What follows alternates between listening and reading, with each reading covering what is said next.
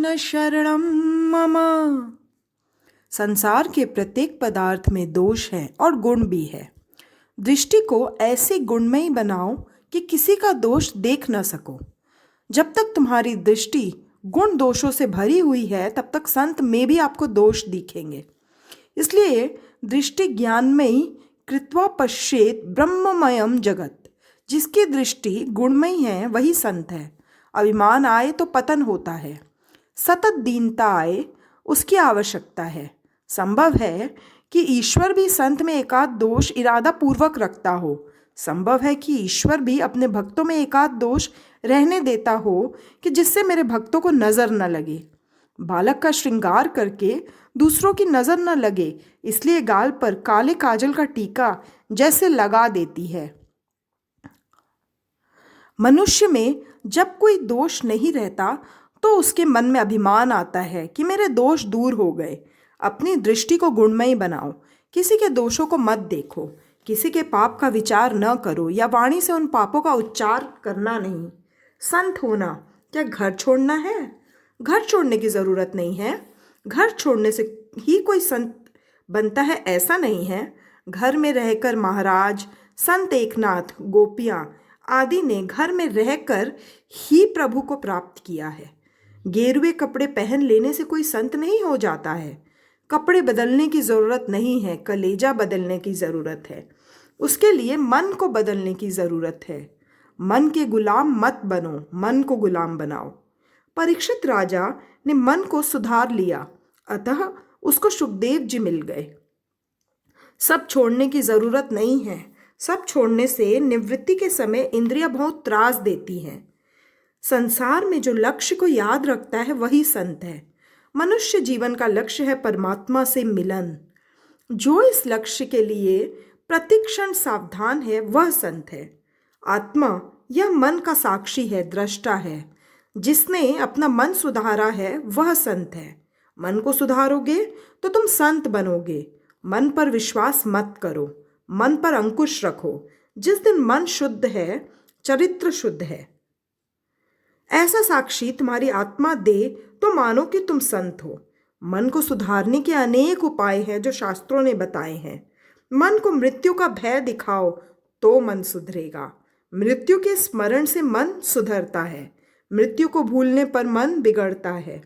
परीक्षित राजा ने जब सुना कि 7वें दिन मरने वाला हूँ, सुनते ही तुरंत उसके विलासी जीवन का अंत आ गया। अब विलासी जीवन विरक्त जीवन हुआ है। परीक्षित को मृत्यु का भय लगा तो उसका जीवन सुधरा। मृत्यु का दुख भयंकर है। जीव शरीर छोड़ता है उस समय हजारों बिच्छू एक साथ डंक मारते हो ऐसी वेदना होती है। जन्म दुखम जरा दुखम जाया दुखम पुनः पुनः अंतकालम महादुखम तस्मात् जागृहि जागृहि। जन्म दुख है, वृद्धावस्था दुखमय है और स्त्री पुत्रादि कुटुंबजन दुख रूप है और अंतकाल भी बड़ा दुखद है। इसलिए जागो जागो, इस अंतकाल को रोज याद करो। श्री कृष्ण शरणम मम। नित्य विचार करो कि यदि आज यमदूत मुझे पकड़ने आए तो मैं कहाँ जाऊंगा, नरक में, स्वर्ग में या वैकुंठ में? मृत्यु का निवारण शक्य नहीं है तो फिर पाप किस लिए करते हो? कई एक तो बहुत समझदार बनते हैं, 2 सेर साग सब्जी लेनी हो तो सारा बाजार घूमते हैं, माथा धुनते हैं कि करेला लूं या तोरई। जिसके विचार करने की जरूरत थी उसका तो विचार किया नहीं और साग सब्जी का विचार कर रहा है। मृत्यु को रोज याद करो। मृत्यु का भय रहेगा तो तुम्हारा पाप दूर होगा और जिस दिन तुम्हारा पाप दूर हो जाएगा तब मान लेना कि तुम संत हो गए। पाप पुण्य के अनेक साक्षी है। सूर्य, चंद्र, धरती, वायुदेव सब साक्षी है। मेरे भगवान के अनेक सेवक है, वे जहां तुम जाओगे साथ आते हैं। मनुष्य यह मानता है कि जो मैं पाप करता हूं उसे कोई देखता नहीं है। अरे भाई, एकांत कैसा भी हो, वहाँ वायु है और वहां भी तेरे अंदर परमात्मा विराजमान है। यद्यपि लोके मरणम शरणम तदपि न मुंच्यति पापाचरणम। आखिर तो मनुष्य इस लोक में मरण की शरण ही जाता है, फिर भी वह पाप आचरण छोड़ता नहीं है। शंकराचार्य स्वामी कहते हैं कि मनुष्य यह जानता है कि एक दिन मरना है, यह सब छोड़कर एक दिन जाना है। ऐसा होने पर भी वह पाप क्यों करता है? मुझे इसका आश्चर्य होता है। इसलिए अपने जीव को संभालो। परीक्षित का अधिकार सिद्ध होने पर सुखदेव जी वहां पधारे हैं। सुखदेव जी को आमंत्रण नहीं देना पड़ा। सुखदेव जी ऐसे नहीं कि किसी के आमंत्रण पर आए। राजा का जीवन बदल गया है। सुखदेव जी ने जब यह जाना कि परीक्षित राजा अब राजा नहीं रहा है, महर्षि हुआ है, तो वह आ गए। राजर्षि और ऋषि एक है। राजा जब तक महलों में विलासी जीवन बिताता था, तब तक सुखदेव जी नहीं आए, परंतु तक्षक के भय से संसार छूटा कि तुरंत ही सुखदेव जी पधारे। राजा होता और उस समय सुखदेव जी कथा करने गए होते तो राजा कहता, अरे आए हैं, आप आए हैं, ठीक किया है, 1 घंटा कथा करें और विदा ले ले, मुझे बहुत काम है। परीक्षित राजा को विश्वास था कि अब 7 दिन के बाद मरना है। हमें तो अपनी यह खबर भी नहीं है। जीवन पानी का बुलबुला है। पानी के बुलबुले को फूटते देर नहीं लगती। इसी प्रकार जीवन के अंत आने में भी देर नहीं लगती। प्रथम स्कंद अधिकार लीला का है। श्रीमद् भागवत के ज्ञान के संपादन का अधिकारी कौन, यह ज्ञान देने का अधिकारी कौन, आदि बताया है। पहले स्कंद में 3 प्रकरण हैं, उत्तमाधिकार, मध्यमाधिकार और तीसरा कनिष्ठाधिकार। सुखदेव जी और परीक्षित उत्तम वक्ता श्रोता, नारद और व्यास मध्यम श्रोता वक्ता और सूत जी शौनक जी कनिष्ठ वक्ता तथा श्रोता हैं। समाज को सुधारने की इच्छा अनेक बार प्रभु भजन, प्रभु मिलन में बाधक होती है। दूसरे को सुधारने की भावना प्रभु भजन में विघ्न करती है। दूसरे को सुधारने के झंझट में नहीं पड़ना, तुम अपना जीवन सुधारो। श्री कृष्ण शरणम मम। कथा करते समय सुखदेव जी को खबर नहीं थी कि मेरी कथा सुनने के लिए सामने कौन कौन बैठा है। सुखदेव जी की कथा से बहुतों का जीवन सुधरता है, परंतु इसका विचार सुखदेव जी नहीं करते। शंकराचार्य जी ने कहा है कि ब्रह्मज्ञानी महात्मा एक क्षण भी ब्रह्म चिंतन नहीं छोड़ सके हैं। ऐसी दशा सुखदेव जी की है। 16 आने वैराग्य न हो तो दृष्टि ब्रह्मकार नहीं होती। जगत में ब्रह्मज्ञानी मिल सकते हैं, परंतु ब्रह्म दृष्टि रखकर विचरने वाले सुखदेव जी जैसे नहीं मिलते। कथनी और करनी एक न हो और आचरण एक न हो, तब तक शब्द में शक्ति नहीं आती। आदिम केले मंग संगीतले। रामदास स्वामी ने कहा है कि मैंने किया है, मैंने अनुभव किया है, इसके बाद आपको कहा है। सुखदेव जी महाराज जो बोले हैं वह जीवन में उतार कर बोले हैं। सुखदेव जी उत्तम वक्ता है, कारण कि वाणी और आचरण उनका एक है। इसलिए किसी संत ने कहा है, बोले तैसा चाले त्याची वंदाविता पाउले। ऐसा व्यक्ति वंदनीय है। एक समय एक माता अपने पुत्र को संत एकनाथ जी के पास लाई। कहने लगी, महाराज मेरे पुत्र को गुड़ खाने की बहुत आदत पड़ गई है, अब वह यह आदत छोड़ता नहीं है, वह गुड़ खाना छोड़ दे, ऐसा आशीर्वाद दीजिए। महाराज ने उस समय आशीर्वाद नहीं दिया, कारण वे स्वयं गुड़ खाते थे। उन्होंने उस माता से कहा कि कुछ दिन के बाद तुम पुत्र को लेकर आओ, उस समय मैं आशीर्वाद दूंगा, आज नहीं। उन्होंने स्वयं गुड़ खाना छोड़ दिया। विठ्ठलनाथ कृपा करो, आज से मैंने गुड़ छोड़ा है ताकि मेरे बात में शक्ति आए। फिर कुछ दिनों के बाद वह माता अपने पुत्र को लेकर आई। महाराज ने उस समय उस बालक को आशीर्वाद दिया। प्रसाद की प्रसादी करते अजीर्ण हो इतना प्रसाद नहीं लेना चाहिए। भगवान योगी है और भोगी भी हैं, और वह यह जीव भोगी है, योगी नहीं है। इसलिए भगवान 56 भोग का भोग लगाए तो भी कोई हर्ज नहीं है। हमसे ऐसा नहीं हो सकता। त्याग से अलौकिक शक्ति आती है। विषय भोग हमारे हाथ से निकल जाए, छूट जाए तो दुख होता है, और विषय प्राप्त और हम उसको छोड़ दें तो आनंद होता है। सुखदेव जी में 16 आने वैराग्य है, अतः वह उत्तम है। महाप्रभु जी ने कहा कि भागवत में समाधि भाषा मुख्य है। ईश्वर के ध्यान में जिसे थोड़ा सा भी आनंद है, उसे भागवत का अर्थ जल्दी समझ में आता है। व्यास जी ने एक एक लीला का प्रत्यक्ष दर्शन किया है। व्यास जी ने अंतर्दृष्टि से यह सब देखा है। भगवान का स्वरूप अलौकिक है, अपनी आंखें लौकिक हैं, अतः लौकिक आंखें अलौकिक ईश्वर को नहीं देख सकती। बाहर की आंखें बंद करने पर अंदर की आंखें खुलती है, तभी परमात्मा का दर्शन होता है। सूत जी ने कहा, व्यास जी ने 18,000 श्लोकों का यह भागवत ग्रंथ बनाया। व्यास जी को लगा कि अब हमारा अवतार कार्य पूरा हुआ। जो मेरे भागवत का आश्रय लेगा उसको कली का भय नहीं होगा। परंतु व्यास जी को एक चिंता हुई कि ग्रंथ तो मैंने बना दिया, परंतु इसका प्रचार कौन करेगा। श्री कृष्ण शरणम मम। इस ग्रंथ में मैंने सब कुछ भर दिया है। यह भागवत प्रेम शास्त्र है। माया के साथ, संसार के साथ प्रेम करने वाला भागवत शास्त्र का प्रचार नहीं कर सकेगा। जन्म से जिसे से संसर्ग नहीं हुआ है वही इस ग्रंथ का प्रचार कर सकेगा। भागवत परमहंस की संहिता है। श्री कृष्ण तो महापरमहंस है। प्रहलाद, भरत, ऋषभदेव आदि सब परमहंस है। अतः निर्विकारी ही इस ग्रंथ का प्रचार कर सकता है। बहुत सोचने पर व्यास जी को लगा कि ऐसा योग्य तो मेरा पुत्र ही है। सुखदेव जी को रंभा भी चलायमान न कर सकी। नारियों में श्रेष्ठ तो रंभा ही है। ऐसी रंभा सुखदेव जी को चलित करने आई। सुखदेव जी ने कहा, वृथा गतम तस्य नरस्य जीवनम। सुखदेव जी कहते हैं कि विषय भोगी का जीवन वृथा नहीं है। सुनो देवी कि किसका जीवन वृथा है। नारायण पंकज लोचन प्रभु कुयेरहारम परिशोभमान भक्त्या युतो येन सुपूजितो नहीं वृथा कतम तस्य नरस्य जीवनम। नीलकमल से सुंदर जिसके नेत्र है, जिसके आकर्षण अंगों पर केयूर, हार आदि अलंकार शोभायमान है, ऐसे सर्वंतर्यामी नारायण प्रभु के चरण कमल में जिसने भक्ति पूर्वक स्वयं को अर्पण करके इस आवागमन के चक्र को नष्ट नहीं किया, ऐसे लोगों का मनुष्य देह धारण करना व्यर्थ है। ऐसे लोगों का जीवन वृथा ही है। श्रीवत्स लक्ष्मी कृत हृत प्रदेशस्ताक्ष ध्वज चक्रधर परात्मा न सेवितो येन क्षण मुकुंदो वृथा गतम तस्य नरस्य जीवनम। जिसके वक्षस्थल पर लक्ष्मी जी शोभायमान है, जिनकी ध्वजा में गरुड़ जी विराजते हैं, जो सुदर्शन चक्रधारी है, ऐसे परमात्मा मुकुंद भगवान का जिसने क्षण मात्र भी स्मरण नहीं किया, ऐसे मनुष्यों का जीवन वृथा ही मानो। रंभा ने जब नारी देह की अति प्रशंसा की तो सुखदेव जी ने रंभा से कहा, स्त्री का शरीर इतना सुगंधमय और सुंदर होता है, यह तो मैंने आज ही जाना। मुझे तो पहले खबर ही न थी कि स्त्री का शरीर इतना सुंदर होता है। परमात्मा की प्रेरणा से यदि अब मुझे जन्म लेना होगा तो मैं तेरी जैसी माता ही पसंद करूंगा। सुखदेव जी जन्म से ही निर्विकारी है।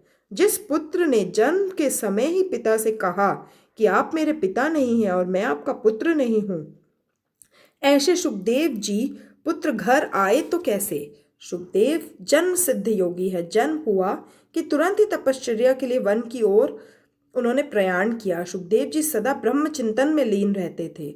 उनको वन से बुलाए कि हे वह वन में से घर आए तो मैं उनको भागवत शास्त्र पढ़ाऊं और फिर वे इसका प्रचार करें। व्यास जी को यह विचार आया।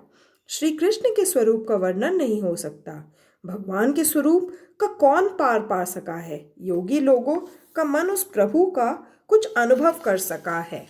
कारण यह है कि यतो वाचो निवर्तन्ते अप्राप्य मनसा सह आनंदम ब्रह्मणो विद्वान न विभेति कदाचन। श्री कृष्ण शरणम मम अर्थात उसको पार पाने के लिए जाने वाला मन भी वाणी सहित वापस लौट आता है। श्री कृष्ण का स्वरूप अद्भुत है, योगियों के चित्त को भी आकर्षित करता है। ऐसा वह स्वरूप है तो वह कन्हैया सुखदेव जी जैसे योगी को क्यों नहीं खींचेगा। सुखदेव जी निर्गुण ब्रह्म के चिंतन में लीन थे। उनमें से उनके चित्त को हटाने, सगुण ब्रह्म की ओर खींच लाने को श्री कृष्ण लीला के श्लोक सुनाने चाहिए। उन श्लोकों का कोई और ही जादुई प्रभाव श्री व्यास जी ने स्वीकार किया। व्यास जी के शिष्यों को जंगल में जब वे दर्भ समिध लेने जाते तब हिंसक पशुओं का भय लगता। उन्होंने यह बात व्यास जी से कही। व्यास जी ने कहा, जब जब तुमको भय लगे तब तब इस भागवत के श्लोकों का पाठ किया करो। श्री कृष्ण मेरे साथ है ऐसा विचार करो, ईश्वर सतत हमारे साथ है ऐसा विचार करोगे और अनुभव करोगे तो तुम निर्भय बनोगे। राधा रमन श्री कृष्ण का स्मरण करो।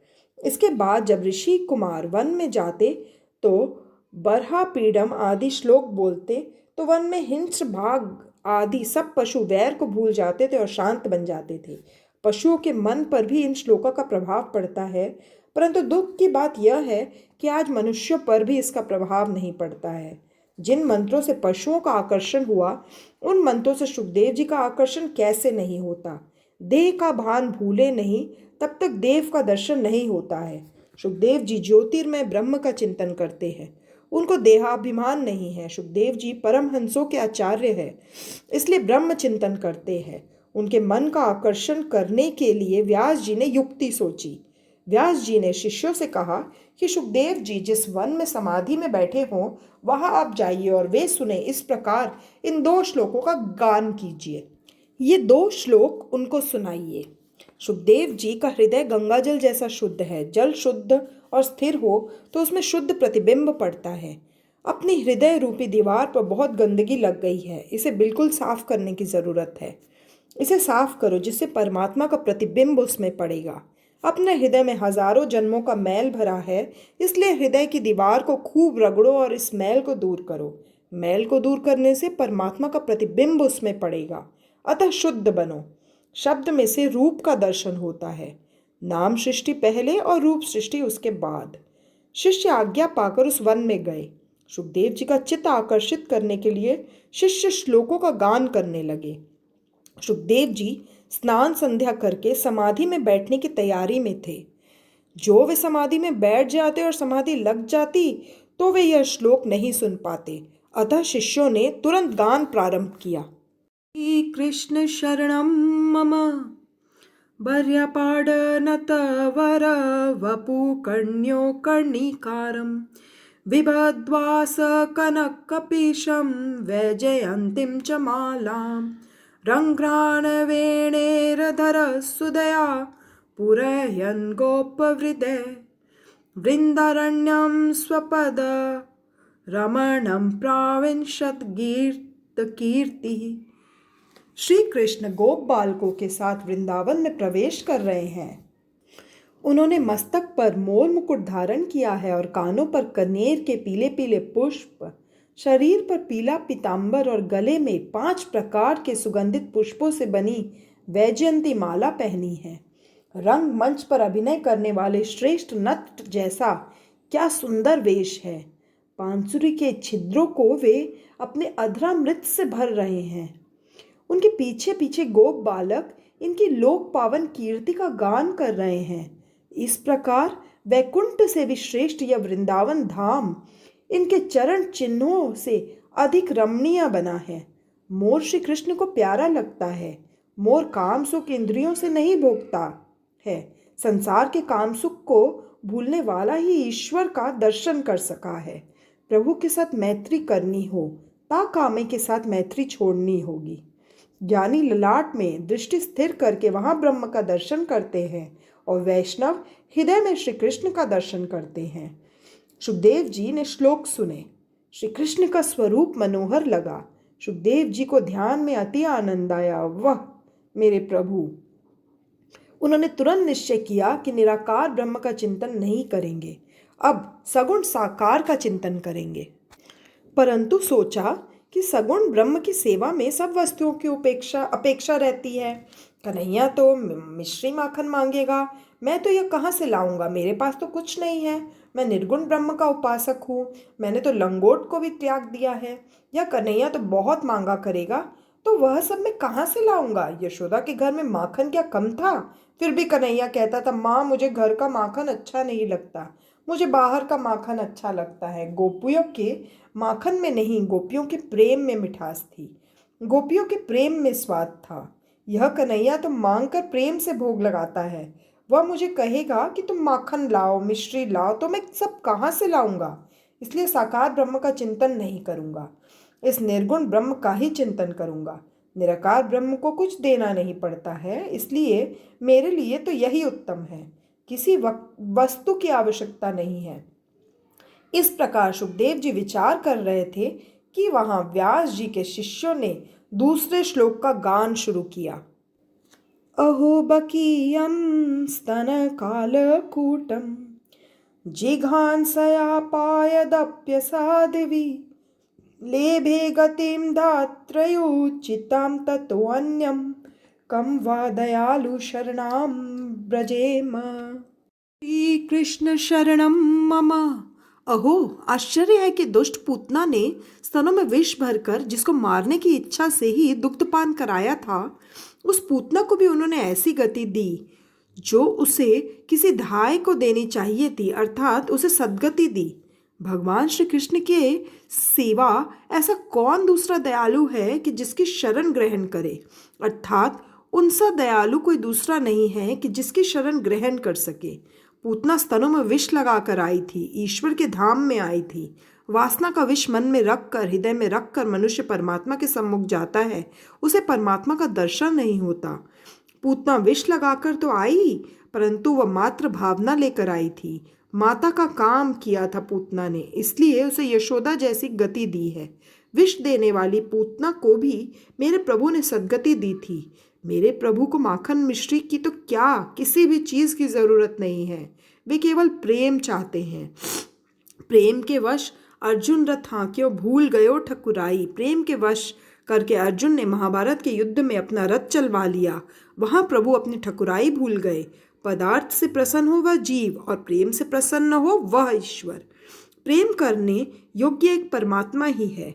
ऐसे परम कृपालु को छोड़ मैं किसकी शरण में जाऊं। सुखदेव जी के मन में शंका थी कि कन्हैया सब मांगेगा तो मैं क्या दूंगा। उस शंका का निवारण हुआ। सुखदेव जी इधर उधर देखने लगे कि श्लोक कौन बोल रहे हैं। वहां उनको व्यास जी के शिष्यों का दर्शन हुआ।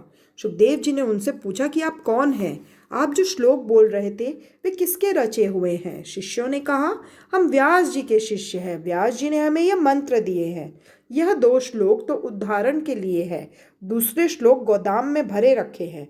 व्यास भगवान ने ऐसे श्लोकों से भरपूर श्री भागवत पुराण की रचना की है। सुखदेव जी ने पूछा कि ऐसे कितने श्लोक उन्होंने बनाए हैं। शिष्यों ने कहा कि ऐसे 18,000 श्लोक उन्होंने बनाए हैं। आंखें खुली रहते भी इन श्लोकों से समाधि लगती है। आंखें बंद हो और समाधि लगी यह बात आसान है, पर यह तो आंख खुली हो और समाधि लगे ऐसी समाधि लगती है।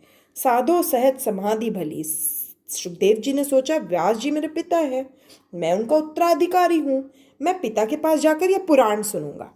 आज सुखदेव जी को भागवत शास्त्र पढ़ने की इच्छा हुई है। कन्हैया की लीला सुनकर उनका चित्त आकर्षित हुआ है। योगियों का ध्यान भी इस कृष्ण कथा से खींचता है। निर्ग्रंथ सुखदेव जी को भागवत शास्त्र सुनने की और अध्ययन करने की इच्छा हुई। भागवत के श्लोक सुनकर सुखदेव जी का चित्त आकर्षित हुआ। निर्गुण ब्रह्म का उपासक सगुण ब्रह्म के पीछे पागल हो रहा है। 12 साल के बाद आज सुखदेव जी व्यास के आश्रम में दौड़ते हुए आए हैं। सुखदेव जी ने व्यास जी को साष्टांग दंडवत प्रणाम किया। व्यास जी ने सुखदेव जी को छाती से लगाया, माथा चूमा। श्री कृष्ण शरणम मम। सुखदेव जी ने कहा, पिताजी यह श्लोक मुझे पढ़ाओ। सुखदेव जी कथा सुनते हैं और कृतार्थ होते हैं। व्यास जी ने सुखदेव जी को भागवत का अध्ययन कराया और इस प्रकार व्यास जी की चिंता का अंत आया कि भागवत पुराण शास्त्र का प्रचार कैसे होगा। इस ग्रंथ का सच्चा अधिकारी आत्माराम है, कारण कि श्री कृष्ण सबके आत्मा रूप है। विषयाराम को इस ग्रंथ को सुनने की इच्छा ही नहीं होती है। सूत जी कहते हैं, शौनक जी आश्चर्य मत करो, भगवान के गुण ऐसे मधुर है कि सबको वह अपनी ओर खींच लेते हैं। फिर इनसे सुखदेव जी का मन आकर्षित हुआ, इसमें क्या नई बात है। आत्मारामाच मुनयो निर्ग्रंथा अप्युरुक्रमे कुर्वन्तय हेतुकी भक्ति मित्तम भूत गुणो हरि। जो ज्ञानी है, जिनकी अविद्या की गांठ खुल गई है और जो सदा आत्मा में ही रमण करते हैं, वह भी भगवान की हेतु रहित निष्काम भक्ति करते हैं, क्योंकि भगवान के गुण ऐसे मधुर है कि सबको अपनी ओर खींच लेते हैं। भगवान के कथामृत का पान करते भूख और प्यास भी भूल जाती है। इसलिए तो 10वें स्कंद के पहले अध्याय में राजा परीक्षित भी कहते हैं कि पहले मुझे भूख और प्यास लगती थी, परंतु भगवान के कथामृत का पान करते करते अब मेरी भूख अदृश्य हो गई है। नौवाति दुस्सहा छुन्माम त्यक्तोदपीपाबाधते पिबतम त्वन्मुखाम भोजच्युतम हरि कथामृतम। मेरा पानी भी छूट गया है, फिर भी मैं आपके मुख से निकलते श्री हरि कथा रूपी अमृत का पान कर रहा हूँ। इसलिए यह दुस्सह भूख भी मुझे पीड़ा नहीं देती है। भोजन भजन का साधन मात्र है, इसलिए भूख न सताए इतना भोजन करना चाहिए। सूत जी वर्णन करते हैं कि इसके बाद यह कथा सुखदेव जी ने राजा परीक्षित को सुनाई। मेरे गुरुदेव भी वहाँ थे, उन्होंने यह कथा मुझे सुनाई। अब मैं यह कथा तुमको सुनाता हूँ, श्रवण करो। अब मैं तुम्हें राजा परीक्षित के जन्म, कर्म और मोक्ष की कथा तथा पांडवों के स्वर्गारोहण की कथा कहता हूँ। 5 प्रकार की शुद्धि बताने के लिए पंचाध्यायिनी कथा शुरू करते हैं। पितृ शुद्धि, मातृ शुद्धि, वंश शुद्धि, अन्न शुद्धि और आत्म शुद्धि।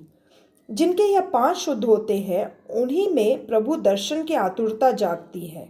आतुरता के बिना ईश्वर दर्शन होता नहीं। राजा परीक्षित में यह 5 शुद्धियां मौजूद थी। यह बात दिखलाने के लिए अगली कथा कही जा रही है। 7 से 11 अध्यायों में बीज शुद्धि की कथा है। 12वां अध्याय में परीक्षित जी के जन्म की कथा है। परीक्षित कहेंगे कि यह कथा सुनते सुनते मुझे तृप्ति नहीं हो रही है। उत्तम श्रोता वही है जो भजन में भूख और प्यास भूल जाते हैं। श्री कृष्ण शरणम मम। प्रभु भजन में आनंद आए तो भूख प्यास भूलती है। आत्मकार वृत्ति हो जाने पर देह धर्म का भान नहीं रहता है। कौरव और पांडव का युद्ध समाप्त हुआ है। अश्वत्थामा ने विचार किया कि मैं भी पांडवों को कपट से मारूंगा। पांडव जब सो जाएंगे तब उनको मारूंगा। अरे, जिसे भगवान रखे उसे कौन मार सकता है। प्रभु ने सोए हुए पांडवों को जगा दिया और कहा कि मेरे साथ गंगा किनारे चलो। पांडवों को श्री कृष्ण पर कितना दृढ़ विश्वास। द्वारकानाथ जो कहते थे वे करते थे। वे कोई प्रश्न भी नहीं करते थे। पांडवों को प्रभु में पूर्ण विश्वास था। पांडव स्वतंत्र नहीं थे, मगर प्रभु के अधीन थे। आजकल स्वतंत्रता का अलग अर्थ करते हैं। जिनके जीवन में संयम है, जो परमात्मा के अधीन है, वही स्वतंत्र है। ऐसे पांडवों के कुल में परीक्षित का जन्म हुआ है। पांडवों को लेकर श्री कृष्ण गंगा किनारे आते हैं। प्रभु के कहने पर भी द्रौपदी के पुत्र नहीं आए। बालक बुद्धि है ना। वे बोले कि आपको तो नींद नहीं आती, हमको तो नींद आती है। आपको जाना हो तो जाओ। परिणाम यह हुआ कि अश्वत्थामा ने द्रौपदी के 5 पुत्रों को मार दिया। दुख में समझदारी आती है। प्रभु से एकाध दुख मांगो कि जिससे अक्ल ठिकाने रह सके। जो सब प्रकार से सुखी हो जाता है वह दीन बनकर प्रभु के सामने नमन नहीं करता। आज कृष्ण निष्ठुर बने हैं। द्रौपदी के आंसुओं को देखते भी नहीं। आज द्रौपदी रो रही है, परंतु द्वारकानाथ को दया नहीं आती है। नहीं तो द्रौपदी का रुदन श्री कृष्ण से सहन नहीं होता था। पहले तो जब जब जरूरत पड़ी तब तब द्रौपदी के आंसू पोंछने दौड़ते चले आते थे। यह जीव जब सब प्रकार से सुखी हो, यह योग्य नहीं है। एक दुख मनुष्य के हृदय में होना ही चाहिए कि जिस दुख से विश्वास हो कि भगवान के सिवा मेरा और कोई नहीं है। हर एक महापुरुष पर दुख आए हैं। परमात्मा ने सोचा कि पांडवों को पृथ्वी का राज मिला है, संपत्ति है और संपत्ति भी भरपूर है। सब प्रकार से पांडव सुखी हो, यह ठीक नहीं है। पांडवों को इस अति सुख में शायद अभिमान हो जाएगा तो उनका पतन होगा। ऐसे शुभ हेतु से ठाकुर जी कभी कभी निष्ठुर हो जाते हैं। सुख में पांडव भगवान को न भूले, इसलिए उन्होंने उनको यह दुख दिया। भगवान दुख में जीव की गुप्त रीति से सहायता करते हैं। अश्वत्थामा और अर्जुन का युद्ध हो रहा है। अर्जुन ने अश्वत्थामा को मारने की प्रतिज्ञा कर ली थी, परंतु मारने की हिम्मत नहीं हो रही थी। गुरुपुत्र गुरु का स्वरूप है। अश्वत्थामा को बांधकर उसे खींचकर द्रौपदी के पास लाया। द्रौपदी आंगन में बैठी है, पुत्र शोक में डूबी हुई है। अश्वत्थामा की यह दशा देख द्रौपदी दौड़ कर आई। अश्वत्थामा को वंदन करती है और कहती है कि मेरे आंगन में ब्राह्मण का अपमान नहीं करो। अपने 5 बालकों की हत्या करने वाले को द्रौपदी वंदन करती है। यह कोई साधारण वैरी नहीं है। 5 बालकों को मारने वाला आंगन में आया है, फिर भी यह ब्राह्मण है इसलिए प्रणाम करती है।